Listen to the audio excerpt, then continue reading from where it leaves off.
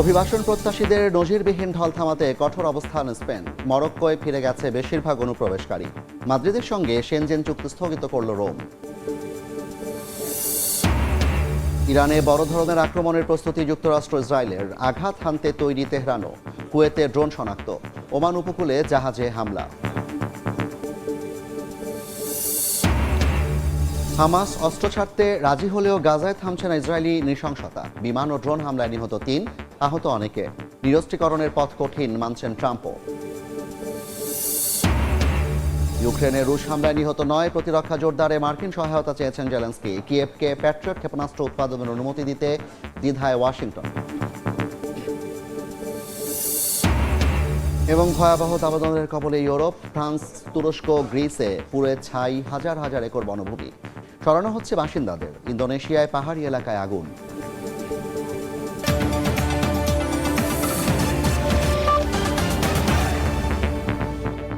আন্তর্জাতিক সময়ের সঙ্গে আছি আমি জাফর সাদিক। স্পেন সরকারের কঠোর পদক্ষেপে দেশটিতে প্রবেশ করা অভিবাসন প্রত্যাশীদের মধ্যে প্রায় ৫০,০০০ মরক্কোতে ফিরে গেছেন। পরিস্থিতি নিয়ন্ত্রণে সীমান্তে অতিরিক্ত পুলিশ ও সেনা মোতায়েন করা হয়েছে। স্পেনের প্রধানমন্ত্রী পেদ্রো সানচেজের দাবি, মানব পাচারকারী চক্র গুজব ছড়িয়ে মানুষকে সীমান্ত পার হতে উৎসাহিত করেছে। এর আগে একদিনে ৬০,০০০-এর বেশি মানুষ সীমান্ত দিয়ে স্পেনে প্রবেশের চেষ্টা করে। মারা যান অন্তত ৫৭ জন। স্থানীয় সময় বৃহস্পতিবার মরক্কো স্পেন সীমান্তে অভিবাসন প্রত্যাশীদের নজিরবিহীন ঢল নামে। একদিনে ৬০,০০০-এর বেশি মানুষ স্থল ও সমুদ্র পথে সীমান্ত পার হয়ে স্পেনে প্রবেশের চেষ্টা করেন। সীমান্তে পদলিত হয়ে সাগরে ডুবে ও বিশৃঙ্খলায় মারা যান অর্ধশতাধিক মানুষ। স্পেন কর্তৃপক্ষ জানিয়েছে, এরই মধ্যে প্রায় ৫০,০০০ মানুষ স্বেচ্ছায় মরক্কোতে ফিরে গেছেন। পরিস্থিতি নিয়ন্ত্রণে সীমান্তে অতিরিক্ত পুলিশ ও সেনা মোতায়েন করা হয়েছে। সরকার বলছে, সীমান্তের নিরাপত্তা নিশ্চিত করতে সব ধরনের ব্যবস্থা নেওয়া হয়েছে। আমরা ফিরে এসেছি মূলত ক্ষুধার কারণে। স্পেন বলছে তারা আমাদের সঙ্গে ভালো ব্যবহার করেছে, কিন্তু বাস্তবে তা নয়। দোকানপাট বন্ধ করে আমাদের খাবার ও বেঁচে থাকার সুযোগ কেড়ে নেওয়া হয়। আমাদের সঙ্গে কঠোর আচরণ করা হয়েছে। এত অল্প সময়ে এত মানুষ কিভাবে সীমান্তে পৌঁছালেন তা এখনো স্পষ্ট হওয়া যায়নি। স্পেনের প্রধানমন্ত্রী পেদ্রো সানচেজের দাবি, মানব পাচারকারী চক্র আদালতের একটি রায় নিয়ে গুজব ছড়িয়ে মানুষকে সীমান্ত পার হতে উৎসাহিত করছে। সেউতা আফ্রিকা মহাদেশে অবস্থিত হলেও এটি স্পেনের স্বায়ত্তশাসিত শহর। মরক্কোর সঙ্গে এর স্থল সীমান্ত থাকায় ইউরোপে যাওয়ার আশায় প্রতি বছর হাজারো মানুষ এই পথ বেছে নেন। সীতা আক্তার, সময় সংবাদ। এদিকে সেউতায় অভিবাসী সংকটের জেরে স্পেন থেকে আকাশ ও সমুদ্র পথে ইতালিতে প্রবেশকারীদের জন্য আবারও চালু হয়েছে পাসপোর্ট পরীক্ষা। নিরাপত্তার যুক্তি দিলেও এতে অবৈধ অভিবাসন ঠেকানো সম্ভব নয় বলে মনে করছেন অনেক ইতালীয়। বিশেষজ্ঞদের আশঙ্কা, এই সিদ্ধান্তে শেনজেন অঞ্চলে অবাধ চলাচল ব্যবস্থার ওপরও নতুন চাপ তৈরি হবে। ইতালি থেকে হাসান মাহমুদের রিপোর্ট।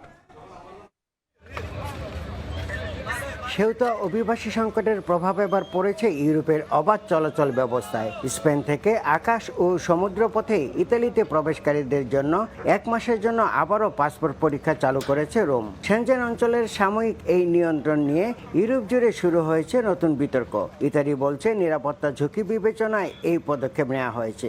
একই সঙ্গে ফ্রান্স সীমান্তেও নজরদারি বাড়ানো হয়েছে। ১৯৮৫ সালের ১৪ জুন স্বাক্ষরিত শেনজেন চুক্তির মাধ্যমে ইউরোপের দেশগুলোর মধ্যে অবাধ চলাচলের ব্যবস্থা চালু হয়। বর্তমানে ২৯টি দেশের কোটি কোটি মানুষ এই সুবিধা ভোগ করছেন। যদিও নিরাপত্তা বা অভিবাসন সংকটের কারণে অতীতেও কয়েকবার সাময়িকভাবে সীমান্ত নিয়ন্ত্রণ ফিরিয়ে এনেছে বিভিন্ন দেশ। ইতালি সরকারের দাবি, নতুন এই ব্যবস্থায় অনিয়মিত অভিবাসীদের গতিবিধি নজরদারি, মানব পাচার চক্রের তৎপরতা দমন এবং অভ্যন্তরীণ নিরাপত্তা জোরদার করা সম্ভব হবে। তবে এই সিদ্ধান্ত নিয়ে প্রশ্ন তুলছেন সাধারণ ইতালীয়রাও। দেশটিতে বসবাসরত বাংলাদেশিরাও বলছেন, সীমান্ত নিয়ন্ত্রণের এই সিদ্ধান্তের প্রভাব পড়তে পারে দেশটির অর্থনীতি, পর্যটন ও চলাচলের উপর। আমি মনে করি না এতে করে সরকার বা দেশের কোনো লাভ হবে। অবৈধরা নানাভাবে ইতালিতে প্রবেশ করছে এবং এই সিদ্ধান্তের কারণে আবারও প্রবেশ করবে। তাদেরকে ঠেকানো কঠিন। স্পেনের সাথে ইতালির যেটা ১ মাসের জন্য স্থগিত করা হয়েছে, সম্ভবত এটা বাড়তে পারে। তবে এটা আমাদের যারা আমরা কাগজধারী রয়েছি স্পেন এবং ইতালিতে, তাদের জন্য কোনো সমস্যা নয়। যেই পারপাসে এটা স্থগিত করা হয়েছে, আমার মনে হয় সেইখানে ইটালি খুব একটা লাভবান হবে না। যারা আসে, যারা অবৈধভাবে আসে, তারা বিভিন্ন রুটে আসে। বিশেষজ্ঞরা বলছেন 1 মাসের জন্য ঘোষণা করা হলেও নিরাপত্তা পরিস্থিতির অজুহাতে এই ব্যবস্থা আরও দীর্ঘায়িত হতে পারে। ফলে সেনজেন অঞ্চলের অবাধ চলাচল নীতি আবারও বড় পরীক্ষার মুখে পড়তে যাচ্ছে। ইতালির রোম থেকে হাসান মাহমুদ, সময় সংবাদ। ইরানের জ্বালানি অবকাঠামোয় ব্যাপক হামলার প্রস্তুতি নিচ্ছে যুক্তরাষ্ট্র ইসরায়েল। বিভিন্ন আন্তর্জাতিক গণমাধ্যম বলছে সপ্তাহ জুড়ে চলতে পারে এই সম্ভাব্য আক্রমণ। যে কোনো হামলার জবাব দিতে পুরোপুরি তৈরি থাকার কথা জানিয়েছে তেহরানও। এদিকে শনিবার ড্রোন হামলা শনাক্তের কথা জানিয়েছে কুয়েত। ওমান উপকূলে ট্যাঙ্কারের হামলার খবর পাওয়া গেছে। বড় যুদ্ধের আশঙ্কায় কাঁপছে গোটা মধ্যপ্রাচ্য। শনিবার ড্রোন আক্রমণ শনাক্তের কথা জানায় কুয়েত। মুহূর্তেই সক্রিয় করা হয় তাদের আকাশ প্রতিরক্ষা ব্যবস্থা। জনসাধারণকে নিরাপত্তা নির্দেশনা মেনে চলার আহ্বান জানায় প্রশাসন। আকাশপথের পাশাপাশি সাগরেও বাড়ছে উত্তেজনা। ওমানের উপকূলে ট্যাঙ্কারে হামলার কথা জানিয়েছে যুক্তরাজ্যের সামুদ্রিক সংস্থা। এমন পরিস্থিতিতে ইরানে ফের বড় ধরনের হামলার ছক কষছেন মার্কিন প্রেসিডেন্ট ডোনাল্ড ট্রাম্প। এবার আক্রমণ হবে তেহরানের জ্বালানি স্থাপনাগুলোতে। শুক্রবার ক্যাম্প ডেভিড প্রেসিডেন্সিয়াল রিট্রিটে অনুষ্ঠিত মন্ত্রিসভার বৈঠকে এই হামলা পরিকল্পনা নিয়ে আলোচনা হয় বলে জানায় মার্কিন ও ইসরায়েলি বিভিন্ন গণমাধ্যম। সম্ভাব্য হামলা সপ্তাহ জুড়ে চলতে পারে বলে প্রতিবেদনে জানানো হয়। বৈঠকে ট্রাম্প জানান তার শাসনামলে ইরানের কোনো পারমাণবিক অস্ত্র থাকবে না। তিনি হুঁশিয়ারি উচ্চারণ করে বলেন, এবারের যুদ্ধে যুক্তরাষ্ট্র জয়ী হবে এবং ইরান নিশ্চিহ্ন হয়ে যাবে। এমন পরিস্থিতিতে মার্কিন কর্মকর্তাদের বরাতে ওয়াল স্ট্রিট জার্নালের এক প্রতিবেদনে বলা হয়, কূটনৈতিক ক্ষেত্রে দ্রুত অগ্রগতি হলে ট্রাম্প সম্ভাব্য এই হামলা বন্ধ করে ইরানের সঙ্গে আলোচনায় ফিরতে পারেন। ট্রাম্পের হুমকির জবাব দিয়েছে ইরানও। দেশটি জানায় যে কোনো সম্ভাব্য মার্কিন হামলার পাল্টা জবাব দিতে তেহরানের বিস্তারিত পরিকল্পনা তৈরি আছে, যার মধ্যে ইসরায়েলের গুরুত্বপূর্ণ অবকাঠামো এবং মধ্যপ্রাচ্যে যুক্তরাষ্ট্রের জ্বালানি অবকাঠামো অন্তর্ভুক্ত। ইরানে হামলাকারীদের সাহায্য করার বিষয়ে কড়া সতর্কবার্তা দিয়েছেন দেশটির পররাষ্ট্রমন্ত্রী আব্বাস আরাকচি। ব্রিটিশ পররাষ্ট্রমন্ত্রীর সঙ্গে ফোনালাপে তিনি বলেন, তেহরানে হামলা চালানোয় সহায়তা করা আন্তর্জাতিক আইন অনুযায়ী আগ্রাসন বলেই গণ্য হবে। এদিকে ইরান চলমান যুদ্ধে জয়ী হয়েছে দাবি করে পার্লামেন্টের স্পিকার বাঘের গালিবাফ বলেন, এখন দীর্ঘস্থায়ী স্থিতিশীলতা নিশ্চিত করতে হবে। শাফিনা সুলতানা, সময় সংবাদ। হামাস অস্ত্র ত্যাগে রাজি হলেও গাজা জুড়ে হামলা চালিয়ে যাচ্ছে ইসরায়েল। বিমান ও ড্রোন হামলায় অন্তত 3 জন নিহত হয়েছেন। মার্কিন প্রেসিডেন্ট ডোনাল্ড ট্রাম্প জানান, হামাসের নিরস্ত্রীকরণ চুক্তিতে সন্তুষ্ট ইসরায়েল। তবে পরিস্থিতি জটিল হওয়ায় বাস্তবায়নের পথে উত্থান পতন থাকতে পারে বলে স্বীকার করেন তিনি। তবে এই চুক্তি নিয়ে ইসরায়েল শুরু হয়েছে বিতর্ক। হামাসের অস্ত্র ত্যাগে রাজি হলেও গাজায় হামলা চালিয়ে যাচ্ছে ইসরায়েল। সালাহ আল-দিন সড়কে বিমান হামলার পাশাপাশি দেইর আল ভালা ও ইন্টেলিজেন্স সদর দফতর এলাকায় ড্রোন হামলায় নারী শিশুসহ হতাহত হয়েছেন অনেকে। এছাড়া অধিকৃত পশ্চিম তীরে অভিযান জোরদার করেছে ইসরায়েলি বাহিনী। তাদের দাবি, গত 1 সপ্তাহে 200 জনের বেশি ব্যক্তিকে আটক করা হয়েছে। জব্দ করা হয়েছে বিপুল অর্থ ও অস্ত্র তৈরির সরঞ্জাম।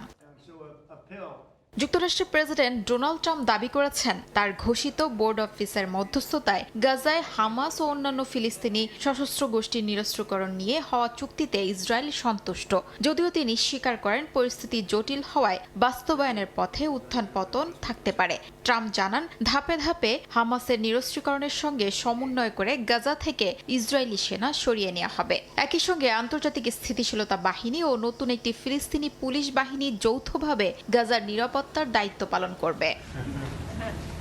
অন্যদিকে কোনো সন্দেহ বা বাধা সৃষ্টি না করে সব পক্ষকে রোডম্যাপ বাস্তবায়নের আহ্বান জানিয়েছে জাতিসংঘের মহাসচিব। তার ভাষায়, এখনই চুক্তির প্রতিশ্রুতিগুলো বাস্তবে কার্যকর করার সময়। রোডম্যাপ অনুযায়ী গাজার বেসামরিক প্রশাসনের দায়িত্ব নেবে national committee for the administration of Gaza বা এনসিএজি। সংস্থাটি ভারী অস্ত্র উৎপাদন কেন্দ্র, অস্ত্র ভাণ্ডার ও সুড়ঙ্গ নিষ্ক্রিয় এবং সংরক্ষণের প্রক্রিয়া তদারকি করবে। তবে কোনো অস্ত্রই ইসরায়েল বা অন্য কোনো পক্ষের কাছে হস্তান্তর করা হবে না।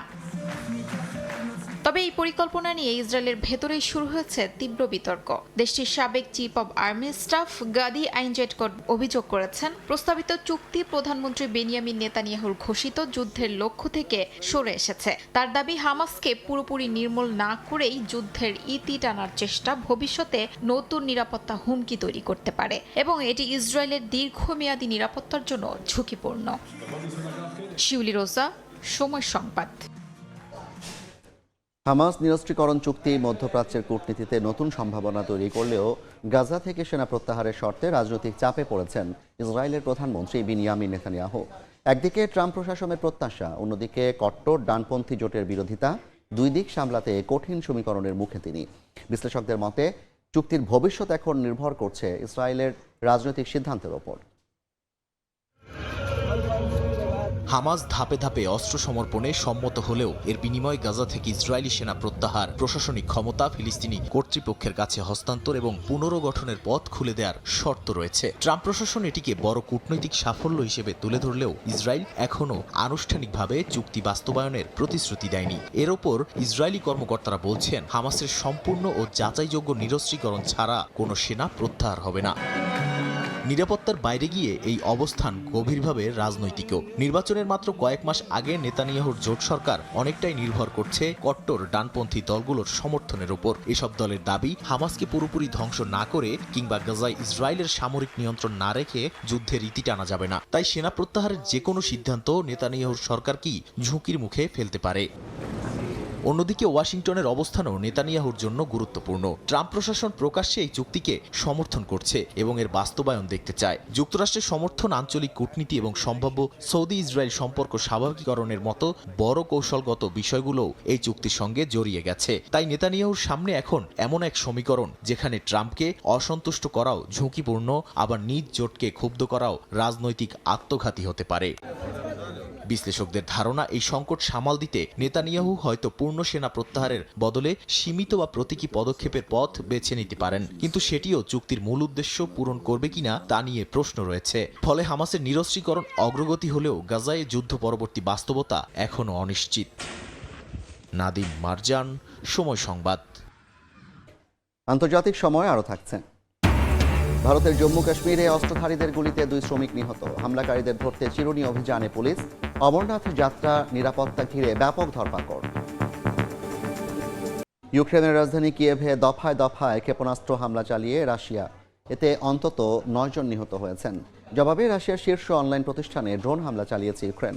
এতে প্রতিষ্ঠানটির ডজনেরও বেশি গুদাম ও স্থাপনা ক্ষতিগ্রস্ত হয়েছে। এদিকে আকাশ প্রতিরক্ষা জোরদারে যুক্তরাষ্ট্রের সহায়তা চেয়েছে কিয়েভ। যদিও প্যাট্রিয়ট ক্ষেপণাস্ত্র উৎপাদনের অনুমতি নিয়ে এখনও কোনো সিদ্ধান্ত দেয়নি ওয়াশিংটন। ইউক্রেন রাশিয়ার পাল্টাপাল্টি হামলা অব্যাহত রয়েছে। ইউক্রেনের ক্রিভিরি শহরের উপকণ্ঠে রাশিয়ার ব্যালিস্টিক ক্ষেপণাস্ত্র হামলায় বেশ কয়েকজন নিহত হয়েছেন। স্থানীয় বাসিন্দারা জানান, গ্রামটিতে একাধিক ক্ষেপণাস্ত্র আঘাত হানে। রাজধানী কিয়েভে নতুন করে হামলার আশঙ্কায় হাজারো মানুষ রাত কাটিয়েছেন মেট্রো স্টেশনে। ইউক্রেনের দাবি, পশ্চিমা সরবরাহকৃত অ্যান্টি ব্যালিস্টিক প্রতিরক্ষা ব্যবস্থার ঘাটতির সুযোগ নিচ্ছে রাশিয়া। অন্যদিকে রাশিয়ার শীর্ষ অনলাইন খুচরা বিক্রেতা প্রতিষ্ঠান ওয়াইল্ড ফেরিজের প্রতিষ্ঠাতা তাতিয়ানা কিম অভিযোগ করেছেন, ইউক্রেনের ড্রোন হামলায় তাদের 1 ডজনের বেশি গুদাম ও স্থাপনা ক্ষতিগ্রস্ত হয়েছে। তার দাবি, এসব হামলার লক্ষ্য ছিল রাশিয়ার ভোক্তা অর্থনীতিতে আঘাত হানা এবং সাধারণ মানুষের মধ্যে আতঙ্ক সৃষ্টি করা। তবে ইউক্রেনের দাবি, রুশ বাহিনীর সরবরাহ ব্যবস্থায় ভূমিকা রাখার কারণেই প্রতিষ্ঠানটির স্থাপনাগুলোকে লক্ষ্যবস্তু করা হয়েছে। মার্কিন প্রেসিডেন্ট ডোনাল্ড ট্রাম্প জানিয়েছেন, ইউক্রেনকে প্যাট্রিয়ট ক্ষেপণাস্ত্র উৎপাদনের অনুমতি দেওয়ার বিষয়ে এখনও কোনো সিদ্ধান্ত নেয়নি যুক্তরাষ্ট্র। তার ভাষায়, এমন প্রযুক্তি হস্তান্তরের ক্ষেত্রে ওয়াশিংটনকে অত্যন্ত সতর্ক থাকতে হবে। এদিকে মার্কিন ভাইস প্রেসিডেন্ট জেডি ভান্সের সঙ্গে সাম্প্রতিক রুশ হামলা, ইউক্রেনের জরুরি আকাশ প্রতিরক্ষা চাহিদা এবং সম্ভাব্য যুদ্ধবিরতি নিয়ে আলোচনা করেছেন প্রেসিডেন্ট ভলোদিমির জেলেনস্কি। যুদ্ধের মধ্যে ইউক্রেনের অভ্যন্তরীণ রাজনীতিতেও চাপ বাড়ছে। কিয়েভে হাজারো মানুষ বিক্ষোভ করে সাবেক প্রতিরক্ষা মন্ত্রী মিখাইলো ফেদোরভকে পুনর্বহালের দাবি জানিয়েছেন। বিক্ষোভকারীদের অভিযোগ, তার নেতৃত্বে ড্রোন উৎপাদন, সামরিক প্রযুক্তি উন্নয়ন এবং প্রতিরক্ষা খাতের সংস্কারে উল্লেখযোগ্য অগ্রগতি হয়েছিল। রাশিয়ার সঙ্গে চলমান যুদ্ধের গুরুত্বপূর্ণ সময়ে তাকে সরিয়ে দেওয়ার সিদ্ধান্তকে ভুল বলেই মনে করছেন তারা। শিউলি রোজা, সময় সংবাদ। ভয়াবহ দাবানলের কবলে পড়েছে ইউরোপ। ফ্রান্স, তুরস্ক, গ্রিসে পুড়ে গেছে হাজার হাজার হেক্টর বনভূমি। অনেক জায়গায় আগুন লোকালয়ের কাছে ছড়িয়ে পড়ায় নিরাপদ স্থানে সরিয়ে নেওয়া হয়েছে বাসিন্দাদের। এদিকে দক্ষিণ পূর্ব এশিয়ার দেশ ইন্দোনেশিয়ার পাহাড়ি এলাকাতেও দেখা দিয়েছে দাবানল। নিয়ন্ত্রণে কাজ করছেন দমকল কর্মীরা। ফ্রান্সের দক্ষিণে ভার অঞ্চলে শুক্রবার স্থানীয় সময় রাতে পাহাড় জুড়ে ছড়িয়ে পড়া দাবানলের আগুনে আকাশ জুড়ে ছড়িয়ে পড়ে কমলা আভা। নতুন করে দেখা দেয় আগুনে এরই মধ্যে প্রায় 1000 হেক্টরের বেশি বনভূমি পুড়ে গেছে। নিরাপদ স্থানে সরিয়ে নেওয়া হয়েছে অন্তত 2000 বাসিন্দাকে। একই সময় বোর্দোর কাছে লে পর্জ এলাকায় 1 সপ্তাহেরও বেশি সময় ধরে চলা ভয়াবহ দাবানলের পরও বিভিন্ন স্থানে নতুন করে আগুন জ্বলে উঠছে। দমকল বাহিনী জানিয়েছে আগুন আগের তুলনায় অনেকটাই নিয়ন্ত্রণে এসেছে। তুরস্কের দক্ষিণ পশ্চিমাঞ্চলীয় আইদিন প্রদেশে দাবানল নিয়ন্ত্রণে আনতে দিনরাত কাজ করছেন দমকল কর্মীরা। পানি ছেটানো হচ্ছে হেলিকপ্টার থেকে। কর্তৃপক্ষ জানায় গত 3 দিনে বনাঞ্চলে 80টি দাবানলের ঘটনা ঘটেছে, যার মধ্যে কয়েকটি এখনো সক্রিয়। প্রবল বাতাস ও কম আর্দ্রতার কারণে আগুন দ্রুত ছড়িয়ে পড়ছে। গ্রিসের রাজধানী এথেন্সের চায়দারিতেও ছড়িয়ে পড়েছে দাবানল। ধোঁয়ায় ঢেকে গেছে শহরের আকাশ। আগুন নেভাতে মোতায়েন করা হয় হেলিকপ্টার ও বিপুল সংখ্যক দমকল কর্মী। সতর্কতামূলক ব্যবস্থা হিসেবে আশপাশের কয়েকটি এলাকা থেকে বাসিন্দাদের সরিয়েও নেওয়া হয়। অন্যদিকে ইন্দোনেশিয়ার সেন্ট্রাল কালিমান্তান প্রদেশে দাবানলে পুড়ে ছাই হয়েছে 100 হেক্টরের বেশি বনাঞ্চল। প্রবল বাতাস, উচ্চ তাপের কারণে আগুন নিয়ন্ত্রণে হিমশিম খাচ্ছেন দমকল কর্মীরা। দেশটির আবহাওয়া বিভাগ জানিয়েছে আগস্টে শুষ্ক মৌসুমের তীব্রতা আরও বাড়বে। একই সঙ্গে এল নিনোর প্রভাবে গরম ও শুষ্ক আবহাওয়া আরও তীব্র হওয়ায় দাবানলের ঝুঁকিও বাড়তে পারে বলে সতর্ক করেছে কর্তৃপক্ষ। নাদিম মারজান, সময় সংবাদ। তীব্র দাবদাহে বিপর্যস্ত জার্মানি। চলতি বছর গরমজনিত কারণে দেশটিতে প্রাণ হারিয়েছেন অন্তত 10,000 মানুষ। জলবায়ু পরিবর্তনের প্রভাব মোকাবিলায় দ্রুত কার্যকর পদক্ষেপ নেওয়ার আহ্বান জানিয়েছেন পরিবেশবিদরা। জার্মানি থেকে বিস্তারিত জানাচ্ছেন বিটু বড়ুয়া। ইউরোপের অন্যান্য দেশের মতো জার্মানিতেও তীব্র তাপপ্রবাহে জনজীবন বিপর্যস্ত। শুধু জুলাই মাসেই দেশটির বিভিন্ন অঞ্চলে তাপমাত্রা 42 ডিগ্রি সেলসিয়াস ছুঁয়েছে, যা ইতিহাসের অন্যতম সর্বোচ্চ। জার্মানির জনস্বাস্থ্য বিষয়ক প্রতিষ্ঠান রবার্ট কখ ইনস্টিটিউট জানিয়েছে, চলতি বছরের এপ্রিল থেকে এখন পর্যন্ত দাবদাহজনিত কারণে হাজারো মানুষের মৃত্যু হয়েছে। চরম গরমের প্রভাব পড়েছে দেশের নদীপথ পরিবহনেও। দীর্ঘদিন বৃষ্টির অভাবে নদ নদীর পানি উল্লেখযোগ্যভাবে কমে গেছে। কোথাও কোথাও জেগে উঠেছে চর, ফলে পণ্যবাহী জাহাজ স্বাভাবিক চলাচল করতে পারছে না। এতে সরবরাহ ব্যবস্থা ব্যাহত হওয়ার পাশাপাশি জাহাজ পরিবহন খাতে বড় ধরনের আর্থিক ক্ষতির মুখে পড়েছে সংশ্লিষ্ট প্রতিষ্ঠানগুলো। জার্মানি তো সেই গরমের তীব্রতা বেড়ে যাচ্ছে এবং ইউরোপের সবগুলো দেশগুলোতেই তীব্রতা বেড়ে যাচ্ছে। এখন যেই তাপমাত্রা 35-36 ডিগ্রি, আমাদের বাংলাদেশি ভাইয়েরা যে কাজ করতেছে তাদের খুবই কষ্ট হইতেছে। দিনের বেলা প্রচন্ড গরম, ওরকম রাতের বেলা তাপমাত্রা হঠাৎ ড্রপ করে প্রায় 13 degree, sometimes 15-17 degree. France, Spain ও গ্রিসে ছড়িয়ে পড়া দাবানলের ঝুঁকি বিবেচনায় জার্মানিতেও সর্বোচ্চ সতর্কতা জারি করেছে কর্তৃপক্ষ। দুর্যোগ ব্যবস্থাপনা সংস্থা, দমকল বাহিনী ও সংশ্লিষ্ট সব কর্তৃপক্ষকে সম্ভাব্য অগ্নিকাণ্ড মোকাবিলায় প্রস্তুত থাকার নির্দেশ দিয়েছে ম্যার্স প্রশাসন। জার্মানির আবহাওয়া অধিদপ্তর জানিয়েছে, শনিবার থেকে তাপমাত্রা কিছুটা কমে স্বাভাবিক পর্যায়ে ফিরতে পারে। তবে বিশেষজ্ঞরা সতর্ক করে বলেছেন, তাপ প্রবাহের ঝুঁকি এখনো পুরোপুরি কাটেনি। দাবদাহে জ্বলছে প্রতিবেশী দেশ ফ্রান্স, স্পেন, তুরস্ক এবং গ্রিস। পুড়ে ছাই হচ্ছে ঘরবাড়ি, বন জঙ্গল এবং ফসলি জমি। একদণ্ড শান্তি নেই জার্মানিতেও। তীব্র গরমে প্রাণ ওষ্ঠাগত প্রায়। দ্রুত শুকিয়ে যাচ্ছে নদী, খালবিল এবং জলাধার। হুমকির মুখে প্রাণ এবং প্রকৃতি।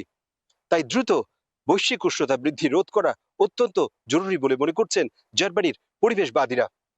জার্মানি থেকে বিটু বড়ুয়া, সময় সংবাদ। ইতিহাসের সবচেয়ে ভয়াবহ দাবদাহে পুড়ছে দক্ষিণ কোরিয়া। দক্ষিণ পূর্বাঞ্চলের ইয়াংসানে তাপমাত্রা রেকর্ড 41.4 ডিগ্রি সেলসিয়াসে পৌঁছেছে, যা দেশটির ইতিহাসে সর্বোচ্চ। টানা 3 দিন 40 ডিগ্রির বেশি তাপমাত্রায় বিপর্যস্ত জনজীবন। স্বাস্থ্য ঝুঁকি মোকাবিলায় জারি করা হয়েছে সর্বোচ্চ সতর্কতা। আবহাওয়া দপ্তরের পূর্বাভাস, এই তীব্র গরম আরও কয়েকদিন অব্যাহত থাকতে পারে। দক্ষিণ কোরিয়া থেকে মোহাম্মদ হানিফের রিপোর্ট। প্রখর রোদ, তপ্ত বাতাস আর অস্বাভাবিক গরমে বিপর্যস্ত দক্ষিণ কোরিয়া। শুক্রবার দেশটির দক্ষিণ পূর্বাঞ্চলের ইয়ংসান শহরে দুপুরে তাপমাত্রা রেকর্ড করা হয়েছে 41.4 ডিগ্রি সেলসিয়াস। আধুনিক আবহাওয়ার পর্যবেক্ষণ ইতিহাসে এটি দক্ষিণ কোরিয়ার সর্বোচ্চ তাপমাত্রার রেকর্ড। ইয়াংসানে টানা 3 দিন ধরেই তাপমাত্রা 40 ডিগ্রি সেলসিয়াসের উপরে রয়েছে। 1973 সালে আধুনিক আবহাওয়া পর্যবেক্ষণ শুরু হওয়ার পর এ ধরনের ঘটনা ঘটল তৃতীয়বার। পরিস্থিতি মোকাবেলায় ইয়াংসান সহ দক্ষিণ গিয়ংসান প্রদেশের বিভিন্ন এলাকায় জারি করা হয়েছে সর্বোচ্চ মাত্রার তাপপ্রবাহের সতর্কতা। এদিকে আগামী কয়েকদিনেও তাপপ্রবাহ অব্যাহত থাকতে পারে বলে পূর্বাভাস দিয়েছে আবহাওয়া দপ্তর। তাই প্রয়োজন ছাড়া বাইরে না যাওয়ার পরামর্শ দেওয়া হয়েছে। পাশাপাশি পর্যাপ্ত পানি পান, রোদে দীর্ঘ সময় অবস্থান এড়িয়ে চলা এবং শিশু, বয়স্ক ও অসুস্থদের প্রতি বিশেষ যত্ন নেওয়ার আহ্বান জানিয়েছে কর্তৃপক্ষ। আবহাওয়াবিদরা বলছেন, উত্তর প্রশান্ত মহাসাগরীয় ও তিব্বতী উচ্চচাপের বলয়ের প্রভাবে কোরীয় উপদ্বীপের উপর গরম বাতাস আটকে পড়েছে। এতে মেঘ তৈরি কম হচ্ছে, সূর্যের তাপ সরাসরি ভূমিতে পড়ছে এবং তাপমাত্রা দ্রুত বাড়ছে, যার প্রভাবে শুধু তীব্র তাপপ্রবাহই নয়, দক্ষিণ কোরিয়ার দক্ষিণাঞ্চলের বিভিন্ন এলাকায় খরার ঝুঁকিও বাড়ছে। দক্ষিণ কোরিয়া থেকে মোহাম্মদ হানিফ, সময় সংবাদ। জম্মু কাশ্মীরে অস্ত্রধারীদের গুলিতে 2 শ্রমিক নিহত হয়েছেন। শুক্রবার সন্ধ্যায় কুলগাম জেলার কেলাম এলাকায় ওই 2 শ্রমিকের ওপর হামলা চালায় অস্ত্রধারীরা। নিহত দুজনই ছত্তিশগড়ের বাসিন্দা বলে জানা গেছে। এই হত্যাকাণ্ডের পর হামলাকারীদের ধরতে পুরো এলাকায় চিরুনি অভিযান ও তল্লাশি শুরু করেছে নিরাপত্তা বাহিনী। গত 10 দিনের মধ্যে কাশ্মীর উপত্যকায় এটি দ্বিতীয় হামলা। চলমান অমরনাথ যাত্রার নিরাপত্তা নিশ্চিতে জম্মু কাশ্মীর জুড়ে প্রায় 3000 সন্দেহভাজনকে আটক করেছে পুলিশ। তবে একযোগে বিপুল সংখ্যক মানুষকে আটকের ঘটনায় পরিস্থিতি আরও অবনতি হতে পারে বলে সতর্ক করেছেন মুখ্যমন্ত্রী।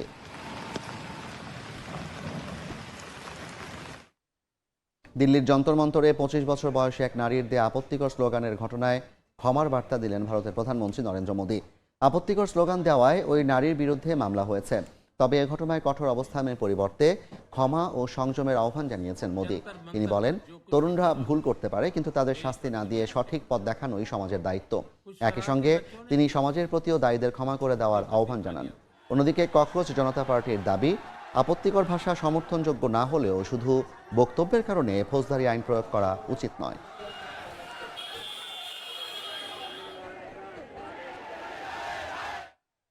আন্তর্জাতিক সময় আরও থাকছে। বিদেশি শিক্ষার্থীদের কাজের সুযোগ, ওপিটিতে $1 লাখ ফি ধার্যের পরিকল্পনা ট্রাম্প প্রশাসনের। যুক্তরাষ্ট্রে পড়তে যাওয়ার আগ্রহে ভাটা পড়তে পারে মত বিশ্লেষকদের। যুক্তরাষ্ট্রের ক্যালিফোর্নিয়ার সান দিয়েগোর সামরিক ঘাঁটিতে একটি F-35 যুদ্ধবিমান বিধ্বস্ত হয়েছে। স্থানীয় সময় শুক্রবার সকালে মিরামার এয়ারবেসের রানওয়ের কাছে এ দুর্ঘটনা ঘটে। বিধ্বস্ত হওয়ার আগে পাইলট প্যারাশুটের সহায়তায় বিমান থেকে বের হন বলে জানিয়েছে কর্তৃপক্ষ। তাকে উদ্ধার করে হাসপাতালে পাঠানো হয়েছে।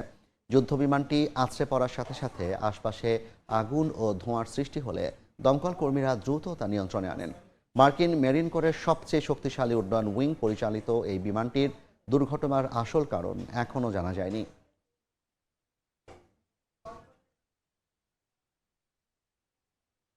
গত 8 বছরে অন্তত 14টি F-35 যুদ্ধবিমান দুর্ঘটনার মুখে পড়েছে।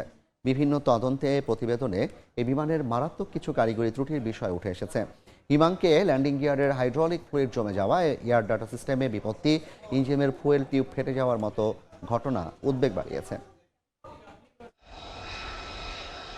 যুক্তরাষ্ট্রের ক্যালিফোর্নিয়ার সান দিয়েগোতে মার্কিন মেরিন কোরের একটি F-35 যুদ্ধবিমান বিধ্বস্ত হওয়ার মধ্য দিয়ে আবারও সামনে এসেছে এর নিরাপত্তা ত্রুটির বিষয়। তুরস্কের গণমাধ্যম আনাদোলু এজেন্সি জানায়, গত 8 বছরে অত্যাধুনিক এই যুদ্ধবিমান বিধ্বস্তের ঘটনা ঘটেছে অন্তত 14টি। 1995 সালে জয়েন্ট স্ট্রাইক ফাইটার প্রোগ্রামের অধীনে লকহিড মার্টিন এই বিশেষ ফাইটার জেট তৈরির কাজ শুরু করে। তবে 2018 সালে পূর্ণাঙ্গ উৎপাদনে যাওয়ার আগেই প্রথমবারের মতো এটি দুর্ঘটনার মুখে পড়ে। এরপর থেকে গত 8 বছরে আলাস্কা, নেভাডা, নিউ মেক্সিকো ও সাউথ ক্যারোলাইনা সহ যুক্তরাষ্ট্রের সামরিক ঘাঁটিগুলোতে একের পর এক F-35 বিধ্বস্ত হতে দেখা যায়। মার্কিন বিমান বাহিনীর পাশাপাশি আন্তর্জাতিক মিত্রদের বহরে থাকা F-35 যুদ্ধ বিমানগুলোও ভয়াবহ দুর্ঘটনার শিকার হয়েছে। 2019 সালে জাপানের প্যাসিফিক সাগরে বিমান বিধ্বস্ত হয়ে এক পাইলটের প্রাণহানি ঘটে। এছাড়া 2021 সালে ব্রিটিশ রয়্যাল এয়ারফোর্সের একটি ফাইটার জেট রণতরী থেকে উড্ডয়নের সময় সাগরে তলিয়ে যায়। 2022 সালে দক্ষিণ কোরিয়ায় পাখির ধাক্কায় ল্যান্ডিং গিয়ার বিকল হয়ে সম্পূর্ণ অকেজো হয়ে পড়ে একটি F-35। বিভিন্ন দুর্ঘটনার তদন্ত প্রতিবেদনে এই যুদ্ধ বিমানের মারাত্মক কিছু কারিগরি ত্রুটির বিষয় উঠে এসেছে। হিমাঙ্কে ল্যান্ডিং গিয়ারের হাইড্রোলিক ফ্লুইড জমে যাওয়া, এয়ার ডাটা সিস্টেমের ত্রুটি, ইঞ্জিনের ফুয়েল টিউব ফেটে যাওয়া এবং অটো পাইলট ব্যবস্থার গোলযোগের মতো সমস্যাগুলো ধরা পড়ে এসব প্রতিবেদনে। এসব কারণে অত্যাধুনিক এই যুদ্ধ বিমানের স্থায়িত্ব ও কার্যকারিতা বড় ধরনের চ্যালেঞ্জের মুখে পড়েছে বলে মনে করছেন বিশ্লেষকরা। ফারহাদ চৌধুরী, সময় সংবাদ। যুক্তরাষ্ট্রে উচ্চশিক্ষা শেষে কাজের সুযোগ ওপিটির ওপর $1 লাখ ফি ধার্যের পরিকল্পনা করছে ট্রাম্প প্রশাসন। এই সম্ভাব্য পদক্ষেপে সবচেয়ে বড় ধাক্কা খেতে যাচ্ছে ভারতীয় সহ আন্তর্জাতিক শিক্ষার্থীরা। এ ধরনের বিশাল ফি বিদেশি শিক্ষার্থীদের যুক্তরাষ্ট্রে যাওয়ার আগ্রহ মারাত্মকভাবে কমিয়ে দেবে বলে আশঙ্কা করছেন খাত সংশ্লিষ্টরা। যুক্তরাষ্ট্রের বিশ্ববিদ্যালয় থেকে পাশ করার পর আন্তর্জাতিক শিক্ষার্থীদের 1 থেকে 3 বছরের জন্য কাজের সুযোগ দেয় অপশনাল প্র্যাকটিক্যাল ট্রেনিং বা ওপিটি প্রোগ্রাম। এতদিন পর্যন্ত স্টুডেন্ট ভিসার অধীনেই এই সুযোগ মিললেও এবার এতে $1 লাখ মোটা অঙ্কের ফি যুক্ত করার কথা ভাবছে ডোনাল্ড ট্রাম্প প্রশাসন। এই নতুন প্রস্তাব সবচেয়ে বড় ধাক্কা হিসেবে আসছে ভারতীয় সহ আন্তর্জাতিক শিক্ষার্থী, মার্কিন বিশ্ববিদ্যালয় ও শীর্ষস্থানীয় আইটি সহ বিভিন্ন প্রতিষ্ঠানের জন্য। নির্ভরযোগ্য রাজস্ব আয়ের জন্য বিশ্ববিদ্যালয়গুলো যেমন আন্তর্জাতিক শিক্ষার্থীদের ওপর নির্ভরশীল, তেমনি কারিগরি ও উচ্চ দক্ষতার পদে নিয়োগের জন্য সিলিকন ভ্যালি ও ওয়াল স্ট্রিটও এসব আন্তর্জাতিক শিক্ষার্থীদের ওপর ভরসা করে। বিশ্লেষকরা বলছেন, ভারতীয় শিক্ষার্থীদের ওপর এই সিদ্ধান্তের প্রভাব পড়বে সবচেয়ে বেশি। তথ্য বলছে, যুক্তরাষ্ট্রে বর্তমানে 3,63,000-এর বেশি ভারতীয় শিক্ষার্থী পড়াশোনা করছেন, যার একটি বড় অংশ শিক্ষা ঋণ শোধ করার জন্য ওপিটি সুবিধার ওপর নির্ভর করেন। $1 লাখ এই নতুন বোঝা যুক্ত হলে অনেক শিক্ষার্থী যুক্তরাষ্ট্রের বদলে কানাডা, যুক্তরাজ্য বা জার্মানির মতো অন্য দেশগুলোকে বেছে নিতে বাধ্য হবেন। এর আগে H-1B ভিসার ক্ষেত্রেও একই ধরনের ফি চাপিয়েছিল ট্রাম্প প্রশাসন, যা সম্প্রতি বোস্টনের একটি আদালত স্থগিত করেছেন। বিশ্লেষকরা বলছেন, আদালতের সেই আইনি বাধার পরপরই বিকল্প পথ হিসেবে এবার সরাসরি ওপিটি প্রোগ্রামকে লক্ষ্য বানালো দেশটির হোমল্যান্ড সিকিউরিটি বিভাগ। যদিও ফি ধার্যের বিষয়টি এখনও আলোচনার পর্যায়ে রয়েছে। পাশাপাশি এই ফি শিক্ষার্থী নাকি নিয়োগকারী প্রতিষ্ঠান দেবে তাও পরিষ্কার নয়। তবে ভিসা প্রক্রিয়া কঠিন করা ও একের পর এক ফি বাড়ানোর এই প্রবণতা যুক্তরাষ্ট্রের উচ্চশিক্ষা ও দক্ষ জনবল বাজারে দীর্ঘমেয়াদী নেতিবাচক প্রভাব ফেলবে বলে সতর্ক করেছেন বিশ্লেষকরা। ফারদিন মাঝার, সময় সংবাদ। 3টি প্রতিষ্ঠানে সাইবার হামলা চালিয়েছে কৃত্রিম বুদ্ধিমত্তা প্রতিষ্ঠান অ্যানথ্রোপিকের এআই মডেল ক্লড। পরীক্ষার সময় ইন্টারনেটে যুক্ত হয়ে মডেলটি হ্যাকিং করে বলে জানিয়েছে প্রতিষ্ঠানটি। স্বায়ত্তশাসিতভাবে সিস্টেম হ্যাক করার ঘটনায় উদ্বেগ বাড়ছে বিশ্বজুড়ে। বিশেষজ্ঞরা বলছেন, নতুন প্রযুক্তির এই নিয়ন্ত্রণহীন আচরণ ভবিষ্যতে ইন্টারনেটের নিরাপত্তা ব্যবস্থাকে বড় ধরনের চ্যালেঞ্জের মুখে ফেলেছে। হ্যাকিংয়ের সক্ষমতা নিয়ে নতুন করে আলোচনা এসেছে কৃত্রিম বুদ্ধিমত্তা বা এআই। ইন্টারনেট সংযোগবিহীন সুরক্ষিত পরিবেশে গবেষণার অংশ হিসেবে ক্যাপচার দ্য ফ্ল্যাগ পরীক্ষা চালাচ্ছিল কৃত্রিম বুদ্ধিমত্তা প্রতিষ্ঠান অ্যানথ্রোপিক। তবে অভ্যন্তরীণ সিস্টেমের ত্রুটির সুযোগ নিয়ে তাদের এআই মডেল ক্লড ইন্টারনেটে যুক্ত হয়ে পড়ে। এরপর 3টি প্রতিষ্ঠানের দুর্বল পাসওয়ার্ড ও সিকিউরিটি ত্রুটি কাজে লাগিয়ে সেগুলোতে অনুপ্রবেশ করে তথ্য সংগ্রহ করে। এর মাত্র কয়েকদিন আগে একই ধরনের ঘটনার কথা জানায় আরেকটি প্রযুক্তি প্রতিষ্ঠান ওপেন এআই। নিরাপত্তা পরীক্ষার সময় তাদের শক্তিশালী মডেল জিপিটি 5.6 সোল পরীক্ষার গণ্ডি ভেঙে ইন্টারনেটে প্রবেশ করে এআই প্ল্যাটফর্ম হাগিং ফেসের সিস্টেমে সফলভাবে সাইবার হামলা চালায়। সাধারণ চ্যাটবটের মতো কেবল তথ্য তৈরি না করে এআই এজেন্ট নিজে সিদ্ধান্ত নিয়ে যে কোনো কাজ বাস্তবায়ন করতে পারে। এআই এজেন্টগুলো বর্তমানে প্রযুক্তিগত জটিল বাধা অতিক্রম করে লক্ষ্য পূরণ করছে। তবে এই প্রক্রিয়ায় এআই নিজেই ক্ষতিকর পথ বেছে নেওয়ায় নিয়ন্ত্রণের বাইরে চলে যাওয়ার আশঙ্কা প্রকাশ করেছেন বিশেষজ্ঞরা। টানা 2টি শীর্ষ এআই প্রতিষ্ঠানের এমন ঘটনায় প্রযুক্তি বিশ্বে তীব্র প্রতিক্রিয়া তৈরি হয়েছে। উদ্ভাবকরা বলছেন, প্রযুক্তির এই অবিশ্বাস্য অগ্রগতির সাথে নিরাপত্তা ব্যবস্থা আরও জোরদার না করলে ভবিষ্যৎ সংকট এড়ানো কঠিন হবে। ইশিতা আক্তার, সময় সংবাদ। মালয়েশিয়ার ইমিগ্রেশন সিস্টেম হ্যাক করে অবৈধভাবে ওয়ার্ক পারমিট তৈরির বিশাল জালিয়াতি চক্রের সন্ধান পেয়েছে কর্তৃপক্ষ। এ ঘটনায় গ্রেপ্তার 12 জনের মধ্যে ইমিগ্রেশন বিভাগের 6 কর্মীও রয়েছেন। এমন পরিস্থিতিতে অনিয়মের মাধ্যমে ইস্যু করা সব PLKS পাস বাতিলের পাশাপাশি ভুয়া ভিসাধারীদের শনাক্ত করতে দেশ জুড়ে শুরু হয়েছে সাঁড়াশি অভিযান। মালয়েশিয়া থেকে মোহাম্মদ আব্দুল কাদেরের রিপোর্ট। মালয়েশিয়ার দুর্নীতি বিরোধী কমিশন ও ইমিগ্রেশন ডিপার্টমেন্টের যৌথ অভিযানে সম্প্রতি ধরা পড়েছে একটি শক্তিশালী জালিয়াতি চক্র। ইমিগ্রেশনের তথ্য মতে 2011 সালের পুরনো টেম্পোরারি ওয়ার্ক পারমিট বা PLKS পাসের কোঠা অপব্যবহার করে সরকারের রাজস্ব জমা না দিয়েই 1300-রও বেশি জাল ওয়ার্ক পারমিট ইস্যু করেছে চক্রটি। এতে সরকারের প্রায় 24 লাখ রিঙ্গিত আর্থিক ক্ষতি হয়েছে বলে জানিয়েছে কর্তৃপক্ষ। এই ঘটনার পর ইমিগ্রেশন বিভাগের মহাপরিচালক জাকারিয়া সাবান জানান, অনিয়ম ও জালিয়াতির মাধ্যমে ইস্যু করা সব ওয়ার্ক পারমিট অবিলম্বে বাতিল করা হচ্ছে। একই সঙ্গে এসব ভুয়া পারমিট ব্যবহার করে দেশটিতে অবস্থানরত বিদেশি কর্মীদের শনাক্ত করে আইনের আওতায় আনতে দেশ জুড়ে অভিযান জোরদার করা হয়েছে। আমাদের প্রথম পদক্ষেপ হলো অনিয়ম করে পাওয়া সব টেম্পোরারি ওয়ার্ক পারমিট বা PLKS বাতিল করা এবং দ্রুত সময়ের মধ্যে পাসধারীদের শনাক্ত করা। তারা বেশ কিছু স্থানে ছড়িয়ে ছিটিয়ে রয়েছে, তবে অভিযানের স্বার্থে বিস্তারিত এখনই প্রকাশ করা সম্ভব নয়। প্রকাশ করলে তারা পালিয়ে যেতে পারে। সিস্টেম হ্যাকিং ও জালিয়াতির ঘটনায় এরই মধ্যে 12 জনকে গ্রেফতার করা হয়েছে। তাদের মধ্যে খোদ ইমিগ্রেশন বিভাগের 6 জন সদস্য আছেন। অভ্যন্তরীণ তথ্য ও সিস্টেমের অপব্যবহারের মাধ্যমে জাল ওয়ার্ক পারমিট ইস্যুর অভিযোগে তাদের জিজ্ঞাসাবাদ করা হচ্ছে। ঘটনার সঙ্গে আরও কেউ জড়িত কিনা তা খতিয়ে দেখছে কর্তৃপক্ষ। অবৈধভাবে ওয়ার্ক পারমিট নেওয়া ব্যক্তিদের বিরুদ্ধেও কঠোর অবস্থান নিয়েছে মালয়েশিয়া সরকার। কোনো ধরনের ছাড় না দিয়ে পুরো সিন্ডিকেটের শেকড় উফড়ে ফেলার হুঁশিয়ারি দিয়েছে দেশটির ইমিগ্রেশন বিভাগ।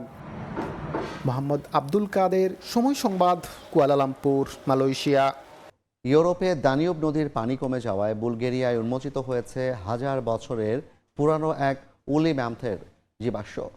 গবেষকরা বলছেন এটি ইউরোপের প্রাগৈতিহাসিক প্রাণীজগৎ নিয়ে নতুন তথ্য দিতে পারে। বর্তমানে জীবাশ্মটি উদ্ধারে চলছে খনন কাজ। ইউরোপের দ্বিতীয় দীর্ঘতম নদী দানিউব। চলতি বছর টানা খরায় নদীর পানির স্তর কমে গিয়ে বুলগেরিয়ার রিয়াহোভো গ্রামের কাছে পাওয়া গেছে একটি প্রাণীর জীবাশ্ম। রুশে আঞ্চলিক ইতিহাস জাদুঘরের বিশেষজ্ঞরা সেখানে পৌঁছে উদ্ধার ও সংরক্ষণের কাজ শুরু করেছেন। প্রাথমিক পরীক্ষায় গবেষকদের ধারণা এটি ইউরোপ জুড়ে একসময় বিচরণ করা উলি ম্যামথের জীবাশ্ম। এরই মধ্যে নিচের চোয়াল, দাঁত, কাঁধের হাড়, পাঁজর সহ দেহের বিভিন্ন অংশ শনাক্ত করা হয়েছে। তবে কঙ্কালের বড় একটি অংশ এখনও মাটির নিচে চাপা পড়ে থাকতে পারে বলে মনে করছেন গবেষকরা। বিশেষজ্ঞদের মতে প্রায় 5 মিটার উঁচু এবং 7 থেকে 8 টনের বেশি ওজনের এই প্রাণীটি হাজার হাজার বছর আগে দানিউবের স্রোতে ভেসে এখানে চাপা পড়েছিল। অতীতেও প্রাণীর হাড়, মৃৎপাত্র ও নানা প্রত্নবস্তুর সন্ধান পাওয়ায় এলাকাটি ঐতিহাসিকভাবে গুরুত্বপূর্ণ বলে জানিয়েছেন স্থানীয় কর্তৃপক্ষ। দীর্ঘদিন পানির নিচে থাকায় হাড়গুলো অত্যন্ত ভঙ্গুর হয়ে পড়েছে, তাই বিশেষ সতর্কতার সঙ্গে সেগুলো উদ্ধার ও সংরক্ষণ করা হচ্ছে। বৈজ্ঞানিক পরীক্ষা নিরীক্ষা শেষে জীবাশ্মগুলো রুশের আঞ্চলিক ইতিহাস জাদুঘরের ইকো মিউজিয়ামে সংরক্ষণের পরিকল্পনা রয়েছে। বিশেষজ্ঞরা বলছেন জলবায়ু পরিবর্তনের প্রভাবে দানিউবের পানি নজিরবিহীনভাবে কমে যাওয়ায় এমন আরও গুরুত্বপূর্ণ প্রত্নতাত্ত্বিক নিদর্শন সামনে আসতে পারে। কাকলি আখতার, সময় সংবাদ। আন্তর্জাতিক সময়ের শীর্ষ সংবাদগুলো জানিয়ে দিচ্ছে আরেকবার। অভিবাসন প্রত্যাশীদের নজিরবিহীন ঢল থামাতে কঠোর অবস্থান স্পেন। মরক্কোয় ফিরে গেছে বেশিরভাগ অনুপ্রবেশকারী। মাদ্রিদের সঙ্গে শেনজেন চুক্তি স্থগিত করল রোম। ইরানে বড় ধরনের আক্রমণের প্রস্তুতি যুক্তরাষ্ট্র ইসরায়েলের। আঘাত হানতে তৈরি তেহরানও। কুয়েতে ড্রোন শনাক্ত। ওমান উপকূলে জাহাজে হামলা। এবং ভয়াবহ দাবানলের কবলে ইউরোপ। ফ্রান্স, তুরস্ক, গ্রিসে পুড়ে ছাই হাজার হাজার একর বনভূমি। সরানো হচ্ছে বাসিন্দাদের। ইন্দোনেশিয়ার পাহাড়ি এলাকায় আগুন।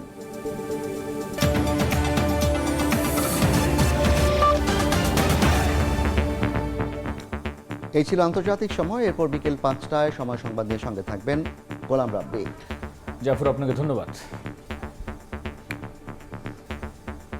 বিকেল 5টার সময় সংবাদ নিয়ে আসছি কিছুক্ষণ পর। সঙ্গেই থাকুন সময়।